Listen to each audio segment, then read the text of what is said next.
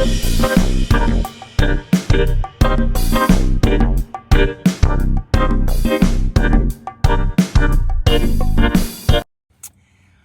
hello there. If this happens to be your first time on my channel, welcome. My name is Teneza. I'm the mother of they're super kids living in the heart of New York City. I do have a YouTube family, my tribe, and you're welcome to join us. All you have to do is SUBSCRIBE, SUBSCRIBE. Subscribe down below, and when you do subscribe, thank you for the support. Make sure your notifications are on so that every video you get, every single one. Friends, this video is a review / recap Married at First Sight, Season 17, Denver, Episode 4, Goodbye Single Life, Hello Marriage. Begins with the wedding night. Becca and Austin seem super comfortable with each other. Austin is unbuttoning her dress, and they even discuss cuddling. Lauren and Orion, they love their decorated hotel suite. Pause, tribe. I was just watching them thinking, like, they're literally getting in bed and lying next to someone they just met a few hours ago. Like, how awkward. They handled it with grace, but I couldn't do it. Not me, not she, not her. I couldn't. I couldn't. I was actually thinking, watching it, like, whoa, they literally met a few hours ago and they're sleeping in the same bed. Anywho, I was not here for the man bonnet. I was like, a man in a bonnet? Like, I know a do-rag's okay, but is that really a thing, a bonnet? But hey, if you like it, I love it. They actually share a kiss in bed, Lauren and Orion. Claire and Cameron. Cameron unbuttons Claire's dress. Pause. Why did you leave your wedding dress in a crumpled up heap in the corner of the bathroom?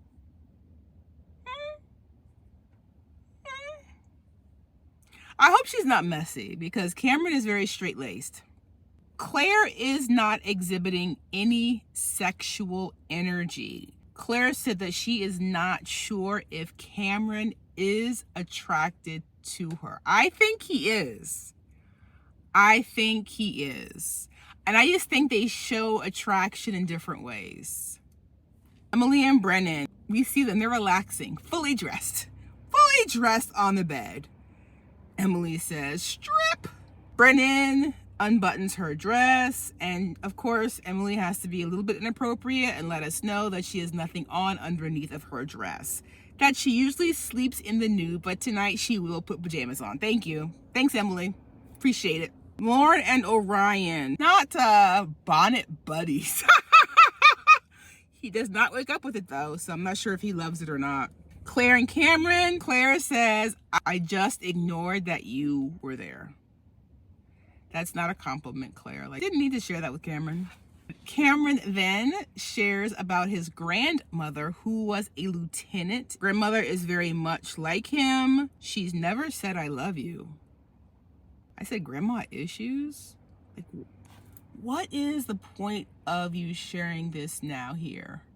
We have time to get to know each other, but I guess it was that important to him.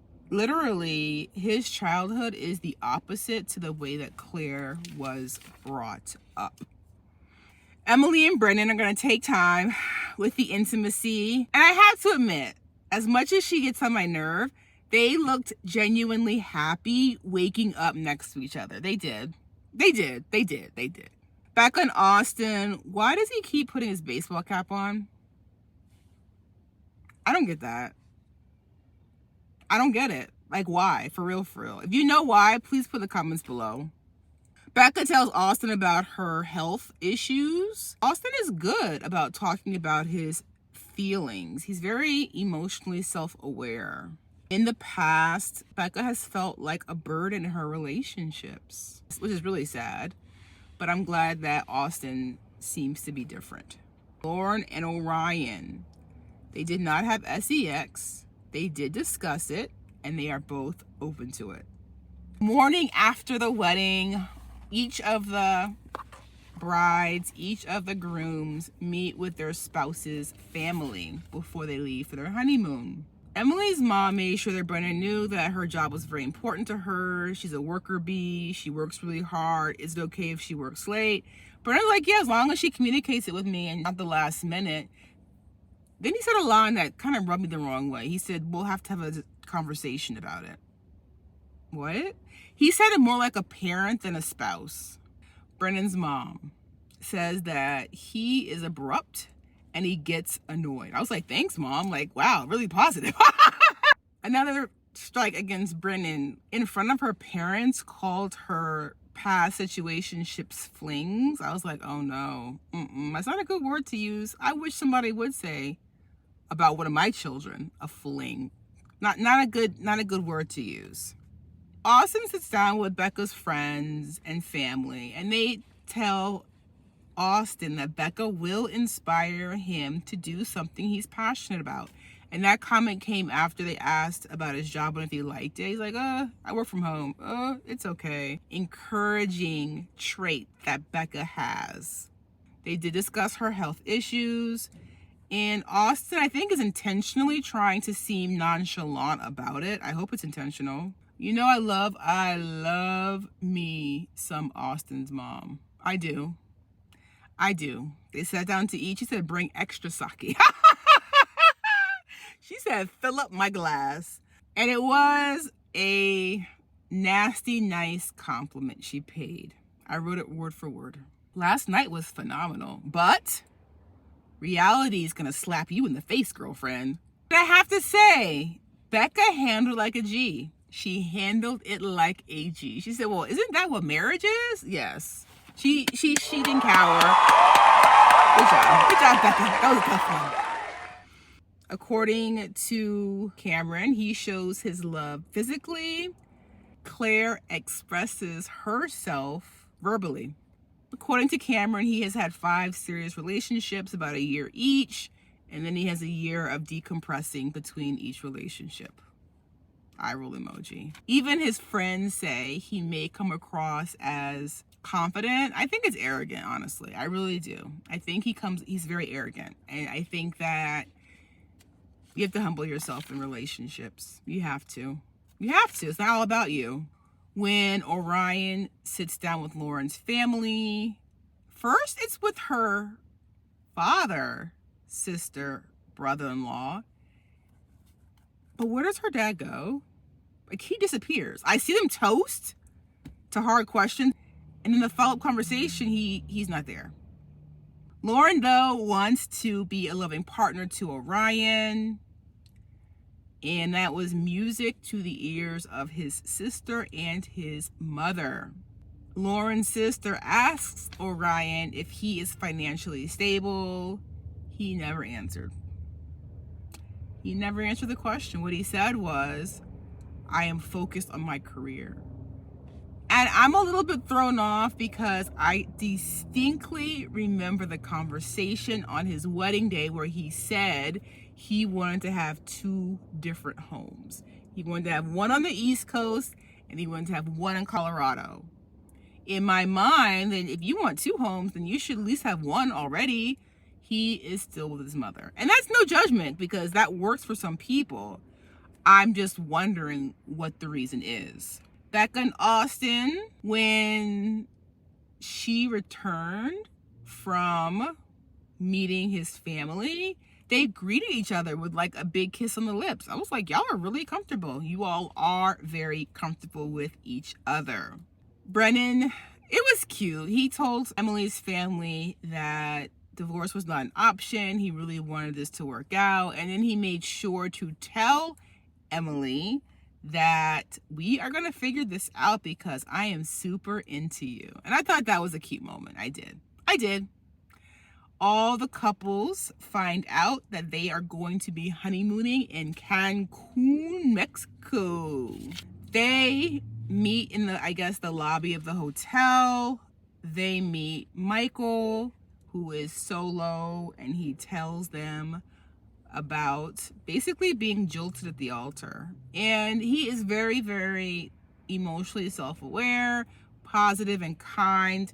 Even the other grooms are like, wow, you're handling this really, really well. I, Teneza, am glad that he's not going on the honeymoon. There's no reason, no place for him. And I do wish him the best. I do. I wish Michael the best. They get to Cancun. We see Cameron and Claire in the room. Cameron did not help Claire at all with her bag. And the way it's edited, ever since they pack, she has this huge bag. In the lobby of the hotel, she has this huge bag. On the way to the airport, Claire's bag is huge. You can fit inside. Once they get to the airport, Claire makes a note that he doesn't even offer to help with her bag. I like Cameron's response. He's like, well, you didn't help me. He rubbed me the wrong way. I'm gonna chalk it up to him being tired. It's a lot marrying a stranger. It's a lot. And it just happened 24 hours ago. So I'm gonna give him the benefit of the doubt this episode, but he's beginning to rub me the wrong way. I admit. Not only did he not help her with her bag at the airport, but it seemed to Claire that he was running away from her. He's over a foot taller. His strides are longer. As a parent who lives in New York City, I can tell you, my children sometimes have to rush to keep up with my strides because what? I am taller. We're walking together. What you do is slow down your stride so that your companion is step by step with you. That's what you do, Cameron. That's what you do. Claire then says, we don't see each other romantically yet. And he like looks at her, his face gets red, and she's like, right? And I don't think that he felt the same way. That was awkward. I think that he thinks that she is beautiful and he expresses himself physically. And I'm sure if she was open to it, he would be open to the sex. We already know that he's a confident / arrogant man. He's got a pretty big ego.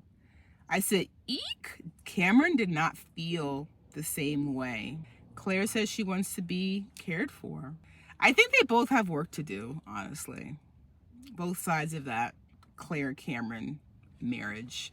It's going to be interesting to see how it all unfolds in Cancun, Mexico.